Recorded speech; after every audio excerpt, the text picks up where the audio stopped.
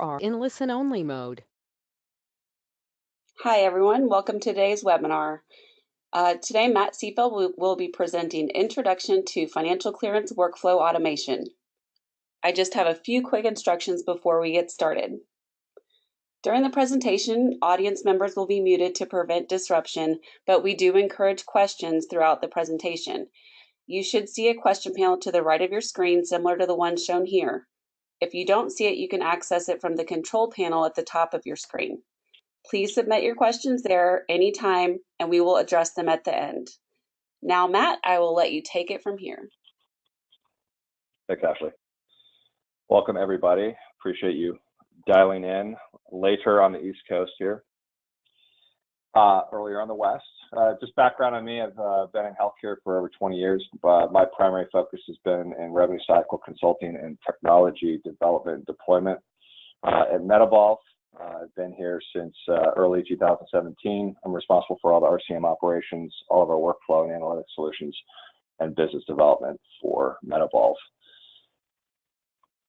So today, we're going to talk about the wonderful world of financial clearance. You know, people always ask me on the back end of the revenue cycle, you know, what can I do to get better? And I say, fix the front end.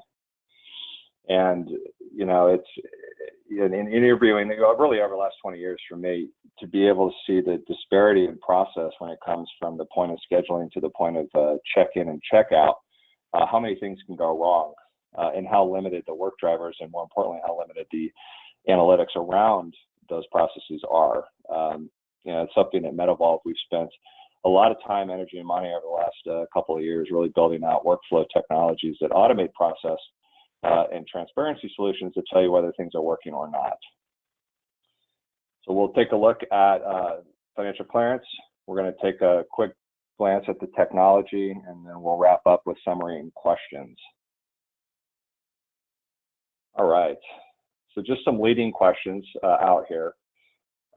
You know, I think as you kind of look through these, you know, ask yourself in your organization, or if you're a consultant, ask yourself, do you hear this a lot when you're on site with clients, is around the patient debt side. You know, how many folks are actually collecting patient balances prior to every appointment? And by patient balance, I mean historical balance. I think I hear a lot of people say, yeah, we don't schedule unless they pay their bill. But when we run the forensics on the back end, that's not true. And so just having that as a mandate in the business office and the front office is one thing. Making sure staff's accountable for doing it and measuring to make sure they're doing it is a different ballgame. Estimators, lots of talk over the last years, especially with surprise billing, is using out-of-pocket estimation tools and also collecting that estimate up front. Not over collecting, because then you end up in a nice, wonderful world of credit balance and refunds, which is never good, especially when you have Medicare, high Medicare payer mix. Yeah, looking at the verification of benefits, eligibility, and COB, making sure demographics are in place. You know, the pre-cert process, right? All of these things. You know, I think when I talk with clients, I say, yeah, we do all those things. And if you did, you wouldn't have first pass denials, right? So it's trying to break down each of these steps, figuring out who's accountable for those steps, and then measuring their effectiveness of doing those steps. And we're going to get into more of that as we progress through the webinar today. This connecting first pass denials back to staff member is really, really important. If it's not something you're doing today, you need to start doing it. You've got the first pass denials, they're coming through on the 835. You know the type of ANSI code it is. And so how you link that back to the person that said they did that job, right? I verified that that was the order of insurance. I verified that there was not a pre-cert required, right? And making sure you give that real-time feedback. And then, of course, you know, overall, if I were to ask you today for your scheduled patients, how many of those were financially clear?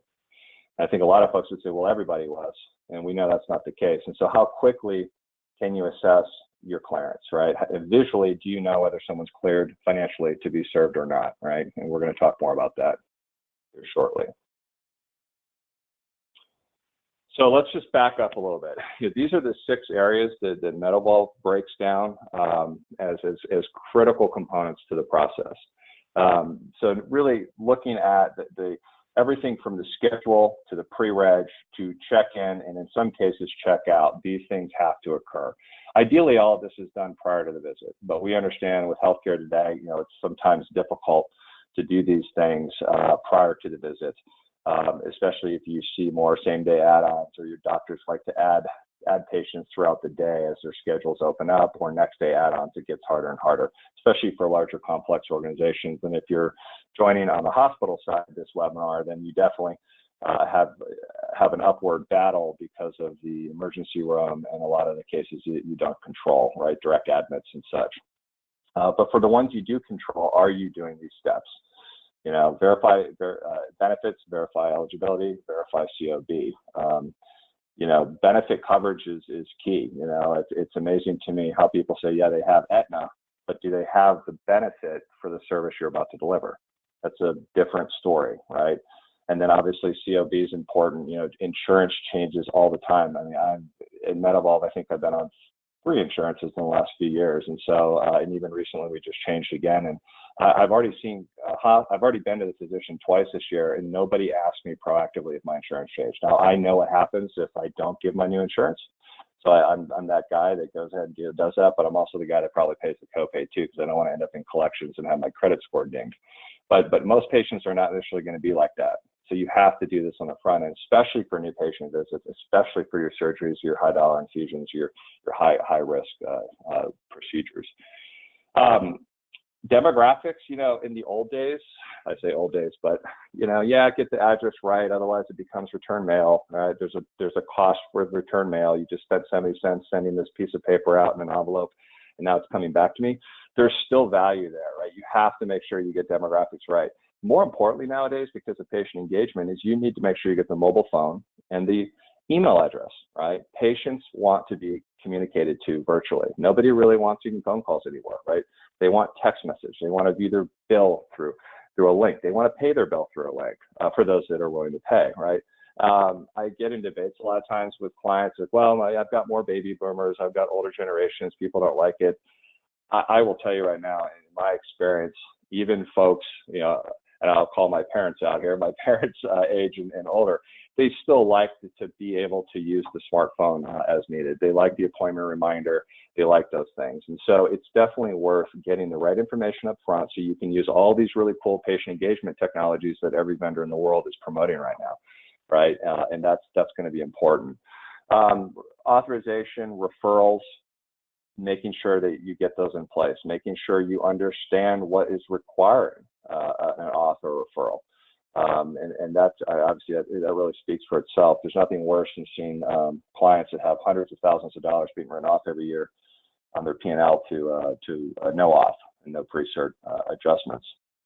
And then estimating patient liability we talked about, and collecting not only the projected balance, but also prior balances, making sure you have a credit card on file, making sure you have a good payment plan policy, making sure potentially you have a credit financing product for those high deductible plans where patients really don't want to delay elective procedures till they get their tax refund. They'd like to do it now. Make sure you have some flexibility with ways folks can pay you. Some of the benefits, doctors always like this one, get paid exactly what you're supposed to and on time. Less back office, I mean, if we get it done right up front, you have less FTEs on the back end having to overturn preventable denials, for example, or process bad debt or send collection ledgers, right? All of those things start to free up, and that it reduces the cost to collect. When we're out selling nowadays, the number one objective I hear is I need to reduce my direct cost to collect, right? And when people come to us for revenue cycle services, that's the first thing out of their mouth is, will you do it cheaper than I can do it? The bottom line is that we're all looking to reduce our cost to collect, but the best way to do that is to try to get more of these things done correctly on the front end. You're never going to be perfect, but getting better than you are today will make a big impact to your own P&L and obviously to your cash flow, which makes everybody happy. Denial prevention obviously is key. Making sure that there is some form of financial sponsorship before delivering a service, right? If there is no insurance, that may be okay, but then you really, really need to get some form of a deposit, some sort of a paid in full before you see that patient. At the same time, even with good insurance, these deductibles are crazy nowadays. I mean, my deductible right now, I think it's almost $4,000. So the first two providers this year could have really shaken me down if they'd wanted to, and as a consumer, you're not likely going to just part ways with that money just proactively, right? You're going to wait for the statement and maybe wait for another one, and make sure there's not other bills going on in your life that take priority. So getting sponsorship up front is key, and it's only going to become more important as we get as we progress in the years here. I think I remember seeing a quote a while back that, in 2002, only 5% of provider income came from the patient. And nowadays, it's upwards of 55%. So just think about that shift now in who's actually paying the bill. It's pretty alarming. And net revenue improvement, obviously, everyone likes to have an MCR close to 96, 97%. If yours is less than that, materially less than that, you need to start looking at your financial clearance process first. So, patient engagement, it's the buzzword. We all go to the trade shows. I think every booth now has something on it related to patient engagement. It's what the movement is, right? Making sure patients are engaged in the quality of their healthcare. They understand the cost. There's no surprise billing. They want to have good estimates. There's nothing worse than being said, "This is what I think you're going to be owed," and then all of a sudden it's 5 times that. Okay, so consumers need to have choice nowadays. We want to feel that we have choice with our healthcare, especially when we're paying this kind of money for it. We may make decisions like rescheduling elective procedures. We may be wondering if you have alternative care plans that could be less costly, right? Maybe I don't need the surgery today. Maybe I can try something else in the short term. Obviously, flexibility with payment plans, flexibility with financing if it's a process that your organization is okay with. And then you've got the surprise billing and reducing bad debt write-offs. There's nothing worse than seeing an organization that's writing 3 or 4% of their net revenue off to bad debt because they didn't control any of that up front. Even a small reduction in bad debt a year really, really will help with the profit and loss statement. Looking at organization, it's funny as we've been rolling out our financial clearance solution here the last couple of months. We always go on site first and really understand the current process. Currently, how do you schedule? How do you pre-register? What's the check-in like? Do you engage with the patient before the visit? Do you use, any mobile apps and all that stuff? And it's unbelievable how disparate these processes are among clients and even within larger clients. And it's not surprising, there's a lot of things to do in financial clearance and a lot of people touch it. You could have a scheduler, you could have a pre-reg person, you could have someone sitting at the check-in desk, check out. There might be a financial counselor involved. There might be follow-up after the patient's left. So there's a lot of room for error, but there's also very difficult to have a work driver that really tells the staff, when they come in the morning, this is what you need to do. And when we get into a little bit more granularity here, I'm going to show you what I mean. But knowing that you have peace of mind that every part of that financial clearance process is accounted for, and you have ways to measure the effectiveness of each of those processes and the people doing it will be huge when it comes to peace of mind of your revenue cycle. When you look at the type of staffing in your org structure, obviously, there's certain people that do well with patients and there's certain personalities that don't. And I think that's something you have to look at, looking at staff production, looking at strengths and weaknesses.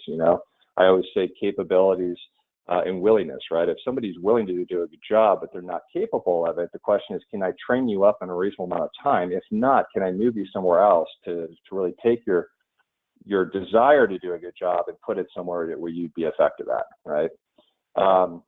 Knowing results. The days of I worked this many claims today, I worked this many accounts, I cleared this many patients, those days are long gone. If you're only tracking that and you're not tracking the actual financial outcome of the work being done, you need to start moving in that direction. We don't have the luxury anymore of being overstaffed in any way. You have to be more accountable. Your staff have to be more accountable for the work that they do because you're paying them for it. And you can create incentives around it, right? We do a lot of internal incentives here at MedEvolve around our staff who are doing the right things consistently with the right outcome in mind. Identifying training gaps, and then really on the manager level is making sure that you have a way to, both as a manager and a staff person, understand how well you're doing against your peers. It kind of builds morale, empowers staff to take more ownership in their roles, creates a little competitive nature, which is always a good thing.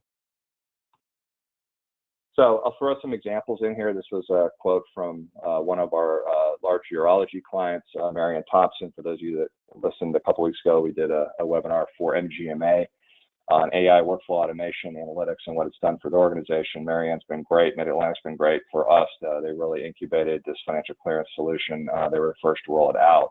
And this was speaks for itself. You know, we knew our front desk were making mistakes, but we didn't know how to resolve them because we couldn't identify the problem areas. We didn't know what changes to make or where the mistakes were being made. How do you train people when you don't know who needs training, right? And so we've been able to solve that for, not necessarily solve training, but identify the gaps and where folks need to be trained up. You know, now if I see front desk denial, COB, and workflow, I can click and see who in the front office isn't checking in advance, so I can train that person. Our frontline staff feels empowered. If they want to know if they missed something, if they forgot to check insurance. It is boosting staff morale, and we're consistently improving based on the data. And again, this is a very forward-thinking organization. They've embraced the whole measure to improve philosophy. There's really nothing they're doing that they can't measure and monitor off of, and so it's been fun to work with, and they've really embraced the workflow automation as well. So let's talk a little bit about the actual workflow automation, right? And so you've got to start with the outcome. When someone says, well, do I need financial clearance? The first thing I say, well, tell me what your first pass denials are. Hopefully it's, I don't know. And if it is, I don't know, then that's a different webinar and we can talk about that later. But for those of you that know your first pass denials, you know, are you seeing a lot of denials around COB, reg, authorizations? Are you seeing a lot of benefit maps, right? Those are kind of the tells that there's something not happening up front prior to the service, okay? The overturn rate for COB eligibility is fairly high. The problem that I tell clients is how much effort did it take you to track down the right information from the patient after the visit, get it billed appropriately, and get it paid. That's the problem, right? Is that even though you're successful in overturning COB, so it may not actually be an avoidable write-off at the end of the day, you just spent a ton of FTE hours trying to get those claims corrected and paid. On the authorization side, unfortunately, that overturn rate is very low, right? You miss that and you're out of luck a lot of the time. So that's definitely a much more of a hard denial per se. But these are, and same with benefits max, right? And these are some of the questions that I ask. And then what I do is I start to look at the areas of the denial. So, you know, is it surgery related? Are they injections related? Are there certain payers we need to look at? You know, and so go a little bit deeper beyond I have a denial issue, but where are the denials coming from? And kind of build that into my methodology with my strategy for financial clearance. From there, it's how you distribute the work. You know, making sure that your team knows exactly what parts of financial clearance that they're responsible for is probably the most critical part of success. I was working with a client recently. I was actually on the sales front, a net new prospect, and I asked the question about, you know, financial clearance, and I got a lot of, well, when she has time, she does this. When he has time, he does this. Those are red flags. You know, when we have time, that's too many priorities out there if we're having to manage that way. So you have to be very specific on what you intend to clear and who's responsible. So, you know, if you think of that first table there to the left, is that if you configure your work list, you need to say, you know, am I creating new patients? Am I going to clear new patients? Am I going to clear surgery? What level of clearance do I expect for follow-ups? You know, if the follow-ups come in the last 30 days, do I need to clear them? Or maybe I clear just part of them, right? And so you have to have the flexibility in any financial clearance solution you use to configure the work list the way that you want to. And then what you need to do is say, well, when do you want to be alerted, right? So in this case, you know, at day 10, I expect to have started financial clearance, but by day 3, if it's not green, I want you to alert me. I want it to be red. I want it to be right in front of my face, right? So you have to have that visual cue. You can't work off of a schedule, a face sheet, a printed paper. It doesn't work. You got to have automation so that when people come in the morning, they know exactly what they need to do that day. And then in the bottom right there, you need to decide which components of financial clearance do you expect your folks to do based on that work list, right? So I expect you to do demographics, expect you to verify insurance and benefits, eligibility, et cetera, and then assign it to somebody, right? Now, if you're a small organization, you may have one person managing all these things. For the larger, much larger organizations, you could have 7 people doing pre-cert authorization. You could have 10 in your pre-reg department. So again, the larger you get, it's even more critical to have streamlined workflow. around this critical tasks. Otherwise, you know, your denial situation could become extremely detrimental. So once that's all done, then it's how do you know, right? I asked that question earlier. It's like, do you know who's cleared today? The answer you get is, yeah, everyone's cleared. We know that's not the case, but do you really know whether they're cleared?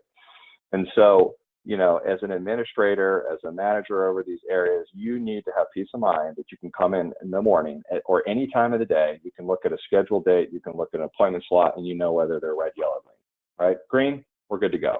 Yellow, it's coming up on risk. You know, we need to look at that. Red, we need to start thinking about a potential reschedule. But the bottom line is that you have to have a visual cue that tells you you're in a good situation or you're not. And if you're not, you have to have the information to make the right business decision for the organization.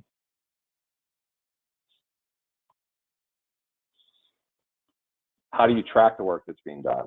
And shortly, I'm going to jump into more of a live review. It's a little more interactive than PowerPoint here. You know, financial clearance, as I said before, it's very complex. If broken down, though, into these functions, you know, it can be very manageable, right? You got to make sure people have work drivers that make them efficient. If you're going to 3-4 screens to do these things, it's too much, right? I think more than 3 clicks is inefficient. So, like for our clients, you know, we're bringing this right to one screen. So if you need to run verification of benefits eligibility, if you need to create a managed visit for auth, if you need to run an estimate, if you need to you know, take a payment, you do it all on one screen. And that's really, really important because it keeps staff very efficient at the work that they're doing. You also have to have ways to document, right? You have to have ways to update demographics. So there's lots of things that are involved with making sure that your folks are efficient, because the second you have to start toggling around and moving back and forth, you know, you start to lose efficiency and confusion, and that leads to mistakes. All right, so look at the technology. So obviously what we've built here at MedEvolve, some of you are already using it who are on, some of you are thinking about it. You know, it's all web-based, right? You know, we went that route for these solutions, mainly because we wanted our clients to have flexibility outside of having to log into the PM to do the work. A couple of things to note, you know, when you kind of look at a summary page, let's make this a little bit bigger here, is a lot of times people will say, well, how many visits do I have scheduled and what's cleared, what's not? You have to know right off the bat how many appointments you have slotted. You need to know exactly how many have been cleared, what's at risk, and what's attention required, right? You have to know those things, especially as an administrator, because if you start to see at risk here, you need to be able to click on that and go look at those 32 and find out what the problem is, especially for surgeries, you know, your higher dollar at-risk accounts. So you also, you know, need to have measures here that help you understand how far out you are, right? So, I mean, if you set the standard that you're going to be cleared within 72 hours, you need to make sure that you're within that 72-hour range for any of the work lists that you develop, okay? When things are not completed, you need to know what. Again, this is at a summary level. This is really more of an administrator view, is that if I haven't cleared something, what am I waiting on? Is it demographics, insurance, eligibility, auth, patient liability, collecting priority balances? You need to know so that you can get on, start to talk to the staff about how you can, you know, create more efficiency there. Once you log in, you know, when your staff log in, right, they need to go to this view. They need to go to the view that says, okay, what work do I have to do today? This is my work, right? This is my work. I've got some yellows here. I've got some greens that have been completed and cleared, and I've got some reds, right? And if I want to work the reds, I need to click on that and take me right into the reds. When I want to go work the reds, it needs to be on one screen. I don't want 10 different screens to have to go to. All right, so what are the things that I need to do, you know, to clear a patient? All right, we talked about, here, let me go to, there you go. So, you know, I go in, I verify demographics. If I need to update demographics, I can do it right here in the tool. It automatically talks back in 7 seconds to the PM. When I complete it, I'm done. I put the stake in the ground, right? When I verify insurance or check eligibility, if I need to run eligibility, I click right here, it runs it for me. You know, if it returns valid, great, I completed it, it's done. Couple things to think about. One, I just stored an action by a representative myself. So that is now stored. That is now a reportable item. I've said the demographics were verified, and I've said eligibility was run. If I get a COB denial on the back end, that will now link to the person to just check that box. If I get returned mail, if I get an invalid phone number, that's going to go back into the demographics. So I said before, and I'll say it again, you have to have the analytics on the back end to measure the productivity on the front end, right? And you have to be able to create that feedback loop with the staff. So one, they know you're looking at that level of granularity, and two, you can identify those training opportunities, okay? For those clients who are using Instamed, we've gone ahead and built the Instamed integration right in here. So you don't have to toggle into an Instamed site or go into the PM. You can set that payment up right here and there. Obviously, you can run your estimates and collect that information. And so as you go through, and you could have multiple people working in this, right? I mean, depending on how large you are, you could have folks that are focused here. You could have your pre-cert team going in here, completing the pre-cert off process. And so this is facilitating the work driver, right? It's not necessarily going to do all the work for them. I wish I had a solution that would remove people, but that's just not the way it works in the healthcare world. Somebody asked me last week, I was talking with an advisory board company, and they asked me, with AI workflow, will it replace everybody? And I said, absolutely not. I mean, I may be able to order a sandwich at Panera without talking to anyone, but I can tell you in healthcare, it's not going to replace. But what it will do is it's going to continue to make you more efficient with the people you have, to making sure they're working the right things at the right time with the right outcome, and you're not wasteful. And then that's what it will do, okay? In terms of the configuration piece, as I showed on the slides here, but I do want to just give a little bit more background there, is that as you go in and set up, you're all going to have some form of the categorization. You're going to have reason codes associated with your visits. You need to be able to use us or use somebody else, or you bolt this on to another PM. You need to have the ability to create work lists at the category or even the reason level, right? You may turn out that for this one specific insurance plan, for this one specific procedure type, it requires an authorization that you keep missing. So instead of continuing to miss it, you create a work list for specifically that, and then you measure off of it. So you have to be able to create a work list out of really any combination of data points. And it could be locations, it could be certain providers, it could be reason codes, categories, plans, you name it, right? But if it's structured data, you need to be able to grab it and create a work list off of it. And then once you've created the work list, then you can go in and define it, tell the system when you want to see these visits show up in terms of priority. There are going to be situations where if you've been cleared within a period of time, you don't need to be cleared again, right? If you've been seen 14 days ago and you were cleared, in fact, your claim paid, I'm not going to make you cleared again. It's a waste of time. I need the system to be smarter than that. And then you decide how you want to sort it, and then you assign the people, right? So down here is where we would go in and say, well, I'm not as concerned about patient liability. These are return visits after surgery. I'm not going to hold them accountable there. Boom, just uncheck it. It's not going to be required anymore. But the stuff that is required, you then assign out to who's responsible for it, okay?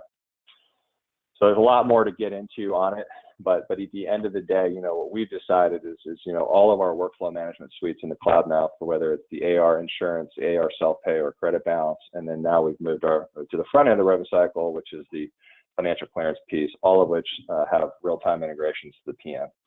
And really reduce redundancy there, having to toggle between two systems. Let's see here. All right. So in summary, if you listen to me on webinars or speaking or any of the cadence of our executive team, and even now folks in this company, you'll hear the mantra of basing your decisions on facts, not feelings. I was just I'm up here in New York with a prospect, and we just spent 4 hours going through revenue cycle assessment, data analytics, asking questions here, and we were laughing the whole time because, they're in a situation where they're having to literally make decisions based on feelings. So like, I think this is what's happening. Let me do X, Y, and Z. And so then we get in and we show what we've done now with data and business intelligence and all of that, and say, you don't have to live like that anymore. If there's a problem, you're going to see it right away. And if there's no problem, move on with your day, right? And if there is a problem and you decided to change a process, you're going to know in real time whether that's working or not, and whether you have to make adjustments to that process. It's as simple as that. The world of canned reports and spreadsheets, those are long gone. If you're living in spreadsheets and pivot tables, let's talk, because those days are long gone. You can't manage like that. So, this is a big mantra for us now. It drives everything. It drives how we train. It drives how our clients train. It helps to examine why things are happening the way they are. It highlights people and process that need to be reviewed. And obviously there's issues that pop up that our clients never even knew about. They're like, I had a feeling, but now I can see it. I really do have an underpayment problem. I really don't do a good job at collecting prior to service. I really do have a no-show issue. So again, look at key performance measures that will help you understand how well your workflows are doing on the front end with financial clearance, and then obviously on the back end with your AR management. I'm all about automation. Like I said before, you don't buy these solutions because you think you're going to all of a sudden become virtual and robotic. It's not going to happen. I would never lie and say it will. What I will tell you is that with the right financial clearance process and the automation around it, your folks will be very efficient. They'll have more time to work the claims, the visits that need to be cleared, and they can protect that revenue that much more because they're not wasting time on stuff that doesn't need to be. And that will in turn improve your revenue cycle. It'll improve your net revenue, improve your NCR. Doctors are happy, board of directors happy, you're happy, everybody's happy. The staff productivity and results, with any new work driver, when you get to this level of transparency into what they're doing and the outcome they're getting, you're going to have pushback. Some people rise to the challenge right away. They say, hey, I like it. I've been asking for this. Now I feel like I'm going to get, rewarded, at least commended for the work that I've been doing. And some people who've been hiding will probably depart, and that's okay too. Those that don't want to step up, they will exit out. Those that want to step up will. The good news is you'll have the data and information to be very objective and not turn it into some sort of feeling emotional discussion. Repurposing staff, people will ask me a lot of times, am I going to reduce staff? You may be overstaffed, and if you are, I'll certainly be objective and tell you that. But you also can look at repurposing people. If you free up more people in that business office because you're reducing your first pass denial rate up front, you might be able to move folks into other areas of your revenue cycle or even other areas of the clinic operations that can drive more improvement in those areas, right? And so being able to repurpose good people is a good thing. Staff morale and accountability, that's firsthand knowledge. I've seen it. Once people come in and they can hit start and get moving and you don't have to wonder where their work is going to come from, it changes the culture of the organization. It really, really does. It may be painful at first, but within a short period of time, they're going to love it. We had a situation early on with our AR workflow solution when we were just using it ourselves for our revenue cycle services department. And I remember it was new software. There were still some bugs going on, and it was shut down for, I think, about an hour and a half. There was a middle of the workday shut down. And we had people, when we turned it back on, come over like in tears saying, thank you so much for turning that back on. Like, I didn't even know what to do for that 90 minutes. Of course, in my head, I said, well, you were working this other way for like years. You could have reverted back. But the funny thing is they didn't want to revert back. They liked the peace of mind that the claim that they had to work or the account they had to work was right there in front of them. And then they hated losing that. So this is a big morale booster. It also gives you the opportunity, if you're not incentivizing, it doesn't always have to be financial incentives, although revenue cycle folks do like that. Is you have a good objective way of measuring performance and you can reward people, right? So sometimes we do have budgeted goals. We'll pay bonuses. We'll also do, maybe half day off on Fridays, parties here and there. So we're able to really recognize the group or individuals for a job well done. And we're doing it with real data, real actual objective data. If you know me well, you know that I don't like not knowing where my AR is. I want to know where every dollar is at any given time. I want to know what's at risk and what's not. And the stuff that's at risk, I want to be assured that we have proactive follow-up going on. We've cleared these at-risk accounts up front, and we minimize the chances of losing that dollar or even a portion of it. And then all in all, it's reduced cost to collect. Like I said, number one initiative that I'm hearing nowadays is I've got to reduce my spend. And I have to improve, obviously, my net revenue as a result in order to reduce my cost to collect. So bring in more money, potentially reduce resources, but even if you maintain resources, bringing in more money, being more efficient is going to reduce your cost to collect considerably. So I'll take a breath. I'm sure there's possibly some questions out there. If I don't get to your question or you have other questions, let us know. Certainly, we'd love to talk with you. more about this topic? Yep, Matt. Right. So absolutely. Please submit any questions if you have them in our question box, and we'll try to get to them. I do have a question here. Can financial clearance workflow be used with any billing system? Yeah, good question. Yeah, it can be. I mean, when you think of the workflow that we just reviewed, I mean, it's really being run off of a schedule. So as long as we can grab a schedule from your practice management system, we can run the financial clearance. Some of the things you will lose out on will be some of the automation tools. It depends on the PM vendor that you use. But things like real-time eligibility is not likely going to be turned on, mainly because whoever the PM vendor is that you have is not likely going to want to work in that level of intimacy with us. But in terms of the constructs of a work driver, that certainly can work with any PM system. Okay, great. And we have another one. When you checked done on eligibility, did that actually run eligibility, or is that done elsewhere? Okay. I think I understand the question. So that we have our batch eligibility that runs for our clients every night, and so if it's valid insurance, that'll actually be checked. You know, that will be valid and it'll show valid there. If it's not valid, you know, then obviously it's not going to be valid. If it's a last minute add-on, it's a same day add-ons, you can run the eligibility check right there on that screen. And so we've built that integration already. You don't have to log into Practice Insight. You don't have to log into the PM to do so. And so again, if you're on RPM using financial clearance and you need to run a quick eligibility check, you do it right there on that screen.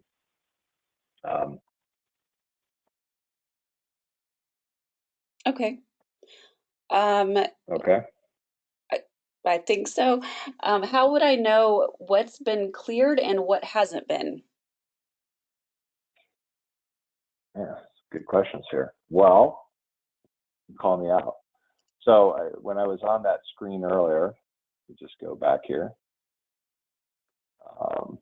As an administrator, this right here, this will be a good marker, is that when you start to look at your patients work lists that are out there, you're going to know of all of the appointments available for that work list, what has been cleared, what is at risk, and what is required attention, right? And then as you go into any of these lists, you know, for example, the surgery one I was in earlier, this will just give you that next level of detail that tells you, you know, if it's at risk, you know, what are you at risk for? You can click right in there and see, you know, haven't run demographics, haven't done verification of benefits, actually haven't done any of these functions. Okay, and what's nice about this feature is that even if it's somebody else's responsibility, if you have a patient coming in the next half hour, I'm pretty sure it's going to be tough, but if it's basic stuff like this, you can run it real quick or view demographics. You can update demographics right then and there. Worst case, you can have the front desk get this information too. I always try to encourage clients your front desk really should be meet and greet. We understand with healthcare and the complexities of the waiting room, it's sometimes hard to do that, but anything you can do prior to service, the better. But that's really where, you know, you can come in and actually see, you know, the process of clearance and what's at risk. I think the color coding is really, really important. You know, we built this with intention because a lot of our clients, especially the managers over financial clearance, they need to be able to say who's coming in tomorrow and who's coming in tomorrow based on certain times. And if I have a 10:50 a.m. or 8:30 a.m. in red, and it's, you know, right now 4:11 Eastern time, I better get after this one, or I got to get on the phone and call the patient and potentially reschedule, right? And so we want to make sure that you have visual cues that give you peace of mind that these patients are cleared, all right? If they're cleared, great. And if they're not, then at least you can make an informed decision on what risk threshold you have, what risk tolerance you have to see the patient and deliver the service you're about to render.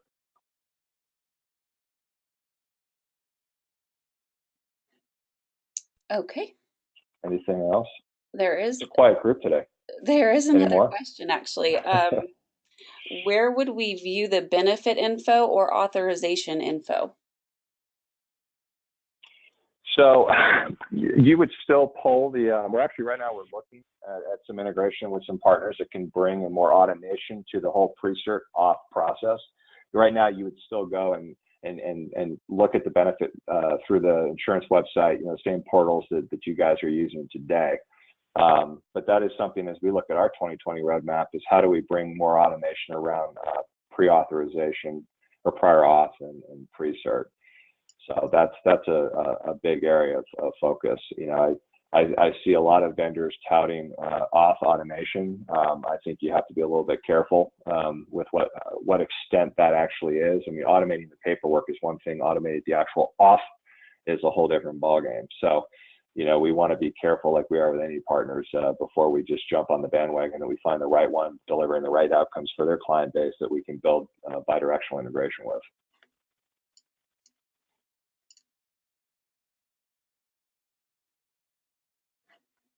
Good question. Anything else? I All right. believe that's it. Okay, great. Well, again, I appreciate your time. I know you guys are busy. It's a Tuesday. We're passionate about the project, this topic. We'd love to talk more with you about it.